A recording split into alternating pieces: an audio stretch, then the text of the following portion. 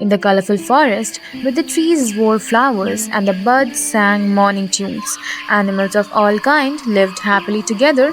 The monkey played and the deer danced, the peacocks posed and the rabbits hopped all about all day. But in a cave near the edge of the jungle lived Jaggu the jackal. He had sharp eyes, long legs, and very big belly. Always hungry, always grumpy. While other animals shared food and played games, Jaggu stayed alone. Why should I share? He mumbled. No one gives me anything, so I will take what I want. One day, as sun rose bright and warm, the jungle animals were preparing for yearly celebration, the grand forest festival. It was a traditional where every animal brought a dish to share, big or small. Everyone joined with laughter and love. The parrots made fruit salad. The elephants brought sweet sugarcane. The squirrel roasted nuts. Even the frogs made their own family's leafy pancakes. The word of the feast spread fast, but Jagu didn't plan to cook. I will go, he smirked. But I'll not bring anything, I'll just eat a lot. The next day, the feast began in a clearing field with colorful leaves and fresh forest smells. Tables made of bamboo and logs were set. Banana leaves served as plates. All the animals arrived one by one, smiling and carrying their dishes. But Jagu came with nothing. He walked proudly to stable and began eating without asking, without waiting. He took 3 scoops of rice, 2 sugarcane sticks, and even tried to snatch a mango pie before it was cut. Jagu, cried the monkey, wait your turn. Where's the dish? Asked the mole. And then, I'm hungry, Jagu growled. Something unexpected happened. A gentle voice spoke up from behind bushes. Excuse me, I'm late. May I still join? It was an old tortoise named Tunu. Of course, said the rabbit. Everyone's welcome who comes here with a kind heart. Tunu placed his little bowl on the table and smiled. It's not much, said, but I made it with love. The animals clapped and offered him seats, even though his dish was small. Jagu sat back watching. Why they are so happy with just few berries, he muttered, and why they are always treating him like a king. The wise old flew down beside Jagu and said, because he brought something to share, no matter how small, it means he cares. The Jagu looked at his plate, it was full, but the heart was empty. He stood up and walked away. Deep down the forest, for the first time, he didn't feel proud. He felt sorry. The next morning, Jagu went hunting for wild berries. When the sun began to set, Jagu returned to the clearing with a full bowl of juicy berries and nuts. Forest figs. Animals looked surprised. I brought something, he said quietly. I wanted to share. The rabbits clapped. The monkey smiled, and even the owl nodded. Jagu placed his ball in the center. This time he waited for his turn, served others before himself, and smiled. Oh, how the berries tasted sweeter than before! From that day, Jagu became the part of the forest family. He was still hungry, yes, but I am ready to help. The moral of the story is, kids, sharing is not just about food. It's about love, kindness, caring others, and even a little given love brings all by us. So kids, that's it for today's video. Thank you so much for watching. The deer who taught lion to forgive. In the middle of the green, peaceful jungle lived a kind deer named Daira. She was gentle, calm, and loved by all. Wherever she went, animals smiled, birds sang when she passed by, and even bees buzzed softly near her. But in the same jungle, there also lived a fierce lion named Zor. Zor was king of the jungle. He was strong, proud, and loud. Everyone feared him, for Zor was known to roar angrily and punish animal who made the smallest mistake. One day, the jungle held a big gathering. All animals had come together for the Jungle Peace Festival.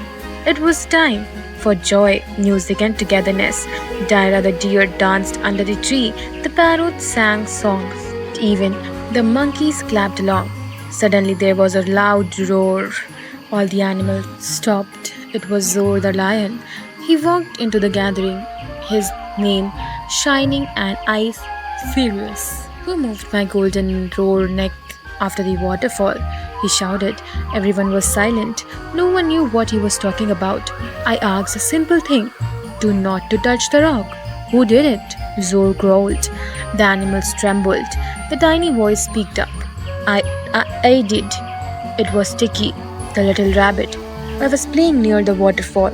I didn't know that it was your rock, King Zor. I'm sorry. Zor stepped forward.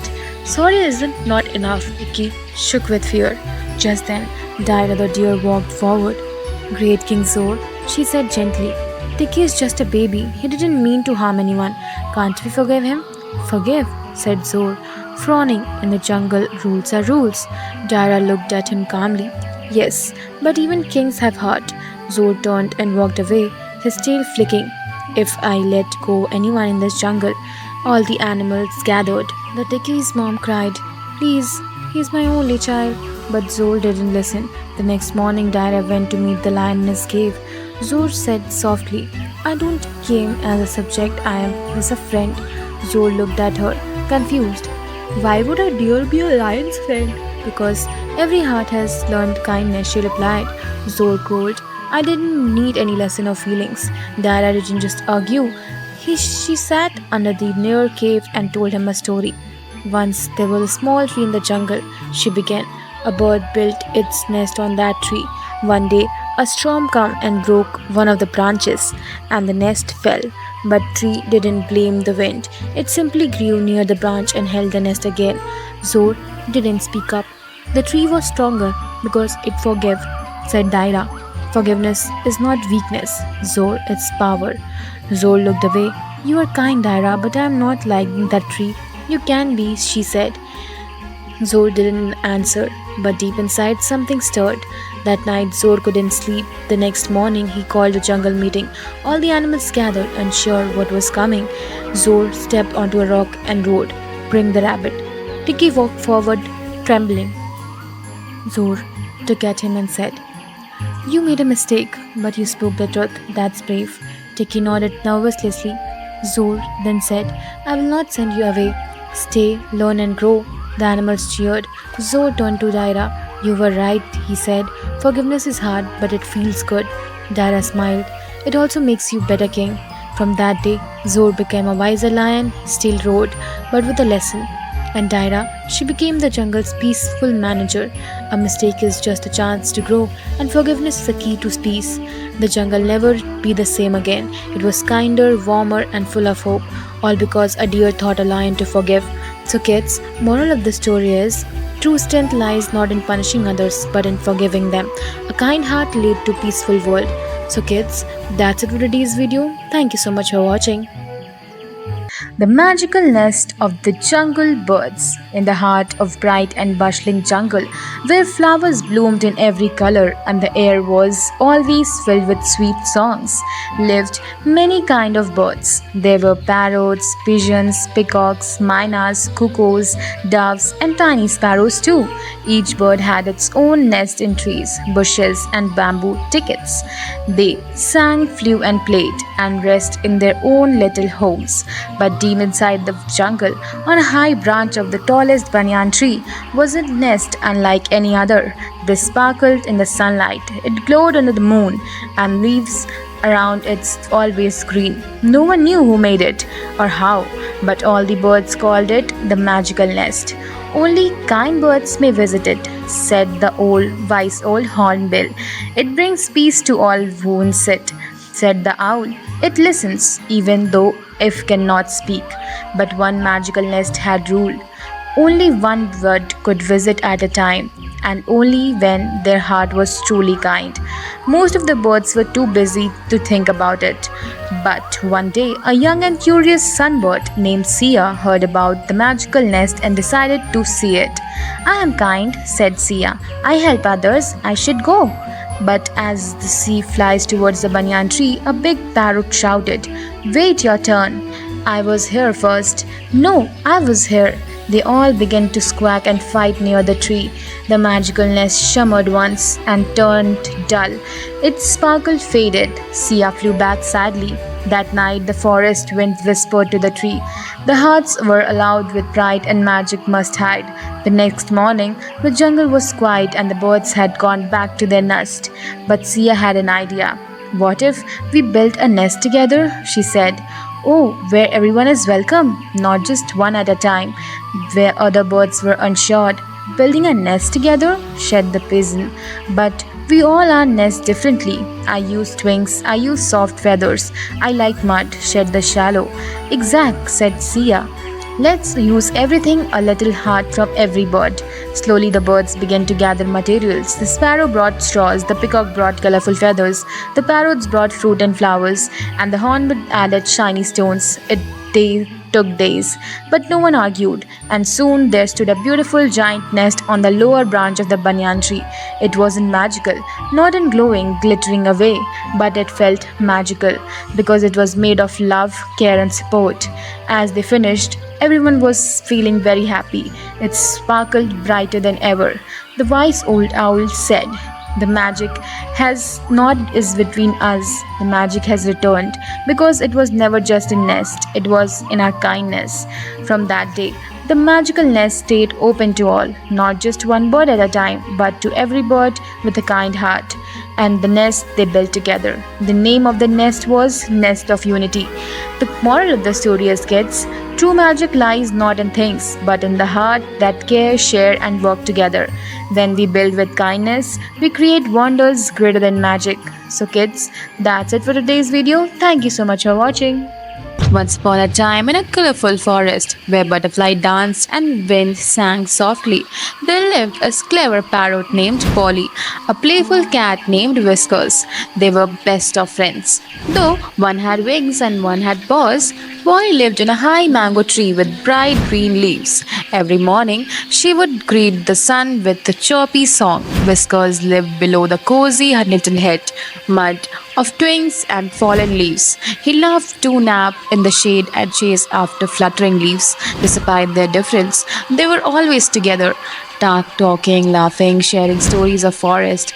But this place for life was full about tested.